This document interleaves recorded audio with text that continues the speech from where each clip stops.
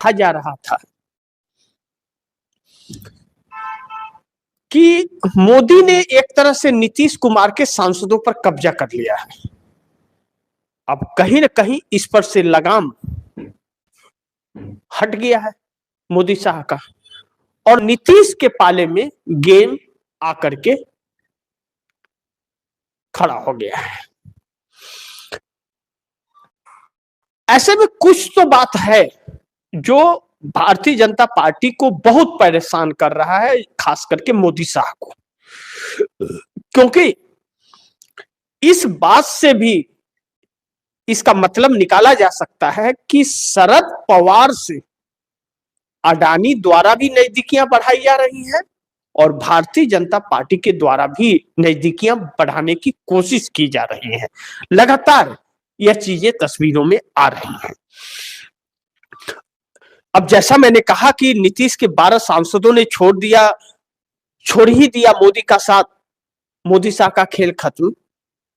इससे यह तो साबित होता है कि शरद पवार के नजदीक जाने का और एक मंच पर चाचा भतीजे को लाने का, अजीत पवार और शरद पवार को, यानी कि बहुमत खोने का डर है, इसलिए बहुमत को एकत्रित करने के लिए विकल्प तलाशा जा रहा है शरद पवार के तौर पर। तो क्या 8 सांसद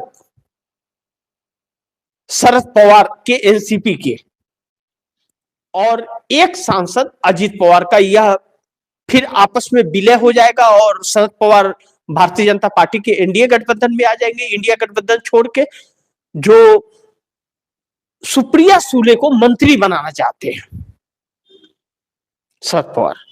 अभी यह तो वक्त बताएगा कि इंडिया गठबंधन से शरद पवार जाएंगे या नहीं, लेकिन शरद पवार को भारतीय जनता पार्टी में शामिल होना गठबंधन में, यह तो इतना आसान नहीं होगा, क्योंकि फिर उनकी राजनीतिक छवि समाप्त हो जाएगी, क्योंकि वह भाजपा से अलग होकर के रहने की रणनीति रही है।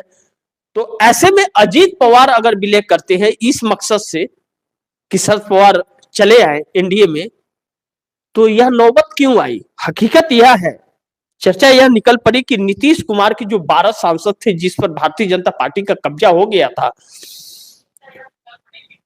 जिसमें ललन सिंह को कैबिनेट मंत्री बनाया गया है और ललन सिंह के जरिए सब कुछ और संजय झा के जरिए खेल किया जा रहा था।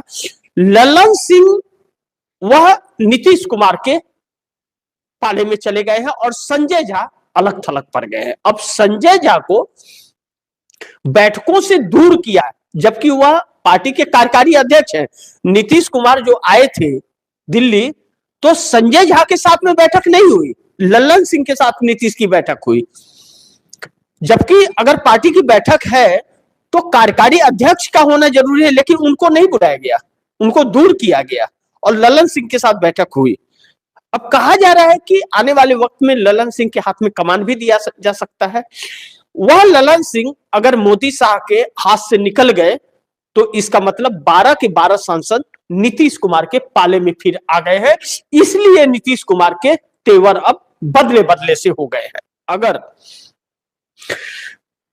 अगर 12 सांसद मोदी से पीछा छोड़ाकर नीतीश के पास आ गए तो मोदी के लिए तो संकट में है कुर्सी। इसीलिए शरद पवार के ऊपर मोदी डोरे डाल रहे हैं अडानी के थ्रू, क्योंकि मोदी और शाह ने तो बहुत कुछ शरद पवार को लेकर के चुनाव के वक्त कहा था, बहुत कुछ कहा था, हदें पार कर दी थी, मालूम है ना, जैसे मुंह में लगाम नहीं है, कुछ भी निकलते जाता है, तो बहुत कुछ बोल दी थी। तो ऐसे में वह आएंगे इनके साथ, यह तो नहीं हो सकता। लेकिन गौतम अडानी से शरद पवार के रिश्ते बहुत अच्छे हैं और गौतम अडानी के एक कार्यक्रम में शरद पवार और अजीत पवार दोनों उस मंच पर थे। इसका मतलब क्या है? इसका मतलब है कि भारतीय जनता पार्टी के हाथ से नीतीश कुमार जो निकल रहे हैं, तो नीतीश कुमार की जगह किसी और को खड़ा कर लिया जाए कि बहुमत का आंकड़ा कम न हो, कि सरकार पर संकट आकर के खड़ी हो जाए। इसलिए शरद पवार पर डोरे डालने का काम गौतम अडानी के थ्रू किया जा रहा है। अब दूसरी चीज, कि अगर नीतीश कुमार के पास यह 12 सांसद मोदी का साथ छोड़ करके नीतीश कुमार के साथ, यह तो समझा जा सकता है कि अगर ललन सिंह को जिम्मेदारी नीतीश कुमार देते हैं तो ललन सिंह के ऊपर बहुत भरोसा पहले भी उन्होंने किया था। इतनी सारे सवाल उठे, नीतीश की पार्टी को तोड़ने की भरपूर कोशिश की गई, इस बात से इनकार नहीं किया जा सकता। लेकिन नीतीश कुमार का कुछ बयान नहीं आया और ललन सिंह को दूर नहीं किया।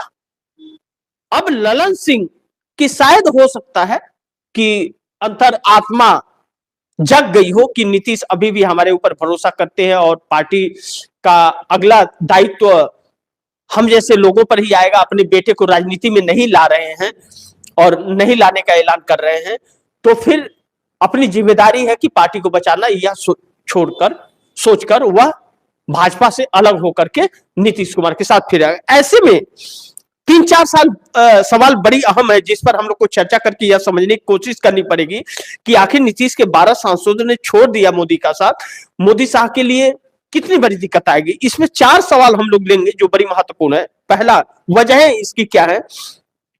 12 सांसद मोदी से पीछा छुड़ाकर नीतीश के पास आ गए, मोदी के लिए संकट में कुर्सी, पहला। और दूसरा, उत्तर प्रदेश में 46 विधायक बीजेपी के बागी हो गए, योगी की सरकार संकट में आ गई है। और नंबर 3, शरद पवार पर मोदी डोरे डाल रहे हैं, अडानी के जरिए अजीत पवार क्यों घर वापसी कर रहे हैं। और चौथा, बजरंग दल के एक कार्यकर्ता को कुछ लोगों ने जमकर पीटा मुंबई में। इन 4 विषयों पर चर्चा करेंगे। बड़ी अहम विषय है, आप दर्शकों को समझना यह जरूरी है। यह 12 सांसद बड़ी अहम भूमिका में है क्योंकि आप दर्शकों को मालूम है कि 12 नीतीश कुमार के और 18 चंद्रबाबू नायडू के मिलाकर के 30 होते हैं। यह 30 मोदी की सरकार गिराने के लिए काफी है। और अगर चंद्रबाबू नायडू बार्गेनिंग हो जाते हैं, नीतीश कुमार साथ छोड़ते हैं बिहार को लेकर के, तो केंद्र की सत्ता से भी समर्थन वापस ले लेंगे। ऐसे में नीतीश के जगह खड़ा करने की कोशिश शरद पवार को अगर किया जा रहा है, शरद पवार आते हैं तो इंडिया गठबंधन कमजोर होगा। ऐसे में 12 सांसदों का महत्व बहुत है। अब सवाल यह है कि 12 सांसद यह क्यों नीतीश के पाले में एकजुट आ गए। आप दर्शकों को याद होगा कुछ दिन पहले मैंने भी खबर चलाई थी कि नीतीश कुमार के सांसद का यह बयान आया था कि जेडीयू को तोड़ने की पूरी कोशिश में भारतीय जनता पार्टी लगी हुई है और तोड़ने के लिए किसी भी हद तक जा सकती है। यह किसने कहा था? नीतीश कुमार की पार्टी जेडीयू के सांसद ने कहा था, विधायक ने नहीं, सांसद ने। जबकि यह चिंता विधायक को होनी चाहिए क्योंकि बिहार की सत्ता जानी थी, लेकिन सांसद को है। यानी कि सांसद जो चुन के आए हैं उन्हें पार्टी की चिंता है, भारतीय जनता पार्टी से बचाने की चिंता है और भारतीय जनता पार्टी खत्म करना चाहती है, इस बात की सांसद को चिंता है। उस दिन मैंने कहा था आप दर्शकों को कि तकरीबन 6 से 7 सांसद नीतीश कुमार के साथ हैं और 7 सांसद अगर नीतीश कुमार के साथ हैं तो 5 सांसद पार्टी छोड़ के जा नहीं सकते। अगर गए तो दर बदल कानून के तहत उनकी सदस्यता चली जाएगी, फिर वह नहीं जा पाएंगे, मोदी अपनी भाजपा में शामिल भी नहीं कर पाएंगे। जब भी तोड़ना होगा तो 7 सांसदों को तोड़ना पड़ेगा। ऐसे में अगर ललन सिंह जो कैबिनेट मंत्री है मोदी सरकार में, ललन सिंह पर अगर नीतीश कुमार आज भी भरोसा जता रहे हैं और बैठक में ललन सिंह को बुला करके जिम्मेदारी दे रहे हैं और संजय झा कार्यकारी अध्यक्ष है, बैठक में उनको नहीं बुलाया जाता है, जबकि कार्यकारी अध्यक्ष का महत्व होता है, तो उनको दूर कर रहे हैं। इसका मतलब आने वाले वक्त में संजय झा का अध्यक्ष पद जाने वाला है और ललन सिंह फिर एक बार पार्टी के कमान को संभाल सकते हैं। ऐसे में नीतीश कुमार की रणनीति बहुत साफ है कि खरवास के बाद में बिहार के अंदर कैबिनेट विस्तार। अब देखना यह होगा कि कैबिनेट विस्तार जो होगा उस कैबिनेट से भारतीय जनता पार्टी को निकालना है या भारतीय जनता पार्टी के साथ में रह करके ही कैबिनेट का विस्तार करना है। क्या भाजपा विपक्ष में चली जाएगी?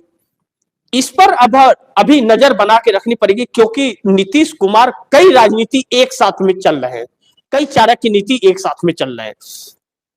एक तो तेजस्वी यादव अब पटना पहुंचने वाले हैं, अब जल्द आने वाले हैं और तेजस्वी यादव की पार्टी आरजेडी को टूटने से बार बार बचा रहे हैं नीतीश कुमार, भाजपा तोड़ नहीं पा रही है। और नीतीश कुमार चाहते हैं वह टूटे ना, क्योंकि वह विकल्प है नीतीश कुमार के, तो ऐसे में वह टूटने नहीं देंगे। और भारतीय जनता पार्टी का दांव इसलिए फेल हो रहा है क्योंकि 18 विधायकों पर डोरे नीतीश कुमार ने डाल दिए।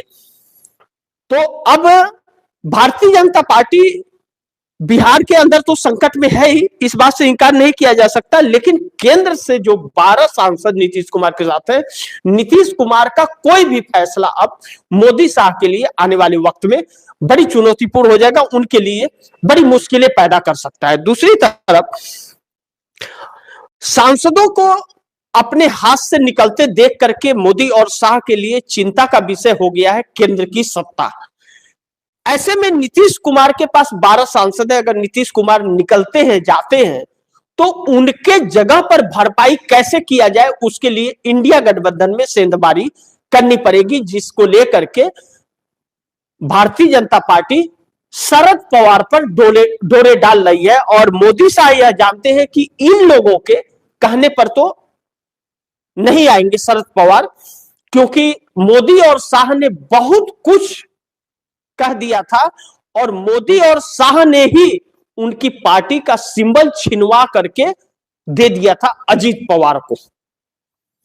अगर शरद पवार खुद ब खुद दे देते तब तो बात कुछ नहीं थी, क्योंकि उनके भतीजे हैं, लेकिन इन लोगों ने किया था। और एकनाथ शिंदे को भी उद्धव ठाकरे से पार्टी और सिंबल छीन करके एकनाथ शिंदे को दे दिया था, और दोनों का इस समय हालत बहुत खराब है।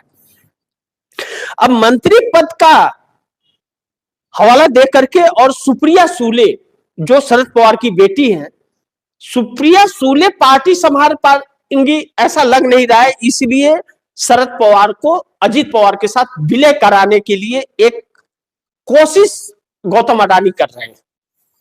कहा यह जा रहा है कि इसीलिए अजीत पवार और शरद पवार को एक मंच पर, अडानी के मंच पर ला करके खड़ा किया गया कि यह एक हो जाए और एक होकर के भारतीय जनता पार्टी को सपोर्ट करे, क्योंकि नीतीश कुमार अब हाथ से निकल रहे हैं, और नीतीश कुमार हाथ से निकले तो केंद्र की सत्ता गड़बड़ हो जाएगी। अब ऐसे में भारतीय जनता पार्टी के लिए मुश्किल यह है कि शरद पवार अभी भी तैयार नहीं है, शरद पवार अभी भी तैयार नहीं है। ऐसे में शरद पवार तैयार नहीं है और भारतीय जनता पार्टी के अंदर ही अब बगावत के सुर बहुत ज्यादा उठने लगे, चाहे विधायक हो और चाहे सांसद हो।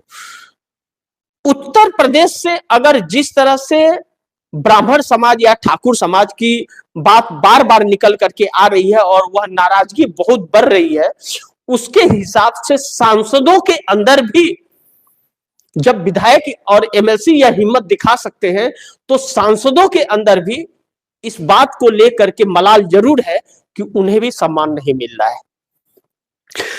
जिन लोगों ने भारतीय जनता पार्टी को सत्ता के नजदीक तक पहुंचाने के लिए अपना पूरा जीवन लगा दिया भारतीय जनता पार्टी के अंदर, उन लोगों को कोई पद नहीं मिला, कोई सम्मान नहीं मिला, बस झंडा और डंडा लेकर के वह पार्टी को मजबूत करते रहे और चुनाव जीत करके अपने दम पर आते रहे। लेकिन मोदी ने उन्हें आगे बढ़ने के लिए नहीं, उनको खत्म करने का कार्य किया, यानी कि सेकेंड जनरेशन तैयार नहीं किया भारतीय जनता पार्टी के अंदर। और जिन लोगों को पदाधिकारी बनाया या मंत्री बनाया, ऐसे लोगों को बनाया जो मोदी और शाह के रिमोट से ही वह चलते रहे और उनके मुताबिक ही काम करते रहे, उन्हीं की भाषा बोलते रहे। अब ऐसे में जो वरिष्ठ नेता हैं उनके अंदर असमंजस की स्थिति है। तो एक खबर और निकली कि मोदी अब अपने कैबिनेट का भी विस्तार करेंगे और कई लोगों की छुट्टी करने वाले हैं, कई लोगों की छुट्टी करने वाले हैं, जैसे नितिन गडकरी, जैसे राजनाथ सिंह। और राजनाथ सिंह ठाकुर समाज से आते हैं, राजनाथ सिंह का स्थान योगी आदित्यनाथ लेना चाहते हैं और मोदी और शाह योगी आदित्यनाथ को किसी भी कीमत पर मजबूत नहीं होने देना चाहते हैं। तो यह एक उत्तर प्रदेश से अरंगा है। अब दर्शक सोचिए कि भारतीय जनता पार्टी 62 लोकसभा सीटों से 33 पर आ गई है उत्तर प्रदेश के अंदर, और तो अल्पमत में आ गई, 240 पे सिमट गई। अगर योगी आदित्यनाथ ने खेल बिगाड़ दिया और वहां सत्ता गंवा बैठे 27 में मोदी साहब जिस तरह से योगी आदित्यनाथ के पीछे पड़े और जिस तरह से बगावत कर रहे हैं, तो अगर सत्ता चली गई समाजवादी पार्टी के हाथ, तो 29 में 33 सीटें भी भारतीय जनता पार्टी जीत लाएगी, इस बात की क्या गारंटी है? तब तो चुनाव आयोग की धांधलेबाजी वहां नहीं चल पाएगी, या मोदी शाह की जोड़ी का कमाल भी नहीं चल पाएगा। जहां पर एनडीए या भाजपा की सरकार नहीं है, वहां पर चुनाव जीतना इन लोगों के लिए बड़ी टेढ़ी खीर होती जा रही है। तो ऐसे में प्रशासन का भी सहयोग नहीं मिलेगा। तो अब मोदी शाह के लिए चुनौती योगी आदित्यनाथ भी बने हुए हैं, और किसी भी कीमत पर योगी आदित्यनाथ को उसके बावजूद भी वह कुर्सी पर रहने नहीं देना चाहते। ऐसे में समाजवादी पार्टी का कहीं ना कहीं उत्तर प्रदेश में भविष्य 27 में नजर आ रहा है। दूसरी चीज, एक बात पर यह लोग और सोच रहे हैं कि अगर योगी को हटा दिए और अखिलेश रहे तो अखिलेश को कब्जे में ले लेंगे। वह तो वक्त बताएगा कि ले पाते हैं कि नहीं ले पाते हैं, या पूरा साफ हो जाते हैं। लेकिन उत्तर प्रदेश ने अगर किसी का साथ छोड़ा है आज तक, तो वह सत्ता के नजदीक नहीं पहुंच पाया है, सत्ता पर नहीं काबिज हो पाया है। नरेंद्र मोदी का 2024 लोकसभा चुनाव इस बात का गवाही देता है। वह तो 240 आ गया कि किसी तरह गठबंधन का सहारा लेकर के बन गए, अन्यथा 15 सीटें और अगर गायब हो गई होती तो मोदी प्रधानमंत्री नहीं बन पाते। लेकिन 76 सीटों में बड़ी गड़बड़झाला लोकसभा चुनाव में हुआ है। एडीआर के संस्थापक प्यारेलाल गर्ग ने इस बात को बड़ी जिम्मेदारी से कही और सुप्रीम कोर्ट के अंदर उन 76 लोकसभा सीटों का वर्णन और पिटीशन दिया हुआ है, जिस पर सुप्रीम कोर्ट सिर्फ तारीख दे रहा है, सुनवाई नहीं कर रहा है। दूसरी तरफ भारतीय जनता पार्टी के बजरंग दल वाले जिस तरह से लोगों को परेशान कर रहे हैं, मारपीट कर रहे हैं, जापानीज लोगों के साथ भी वाराणसी में हुआ, आप दर्शक जानते हैं, और नरेंद्र मोदी को लेकर के वाराणसी में बहुत आक्रोश है। जिन बजरंग दल वालों ने क्रिसमस के दिन तोड़फोड़ की थी, ऐसे में एक बजरंग दल के कार्यकर्ता महाराष्ट्र में मोबाइल शॉप के अंदर 10 लोग आते हैं और उसका स्टेटस बजरंग दल का दिखाते हैं और वो कहता है हमारा है, और उसके बाद उसको खूब मारते पीटते हैं और मार पीट करके चले जाते हैं। तो इसका एक संकेत यह है कि जिस तरह यह लोग मुस्लिम वर्ग या सिख या ईसाई के साथ कर रहे हैं, विदेशों में जो नाम खराब हो रहा है वह तो है ही, इस बात से इनकार नहीं कर सकते। लेकिन अब जनता अगर इस पर आ गई कि अब इनको सबक सिखाना है, तो बजरंग दल के कार्यकर्ता की दुकान में घुस करके जैसे पीटे हैं लोग, तो बजरंग दल वालों के पीछे ऐसे ही लोग पड़ गए तो फिर वो बिल में ढुक जाएंगे, बिल से निकलने की हिम्मत नहीं दिखा पाएंगे। यानी कि जनता ने अब हिम्मत दिखाना शुरू कर दिया है और यह चूहा बनके भागते हुए नजर आ रहे हैं, यह भी वक्त बताएगा। लेकिन अब बड़ी महत्वपूर्ण है कि शरद पवार पर जो इंडिया गठबंधन में डोर डाली, एक तरफ नीतीश कुमार अपनी मजबूती करते जा रहे हैं जिससे मोदी सरकार संकट में आ रही है, दूसरी तरफ इंडिया गठबंधन की तरफ से ही शरद पवार जैसे लोग नरेंद्र मोदी को मजबूत करने के लिए अडानी जैसे लोगों से मिल रहे हैं और स्टेज पे नजर आ रहे हैं। क्या शरद पवार चले आएंगे मोदी के साथ उनकी सत्ता को बचाने के लिए? पहले भी करते रहे, जब जब मोदी सरकार के खिलाफ सत्ता परिवर्तन के लिए कांग्रेस ने विकल्प तलाशा और ऑफर नीतीश नायडू की तरफ दिया, तब तब महाराष्ट्र से धोखा मिला, और चाहे शरद पवार हो चाहे उद्धव ठाकरे हो।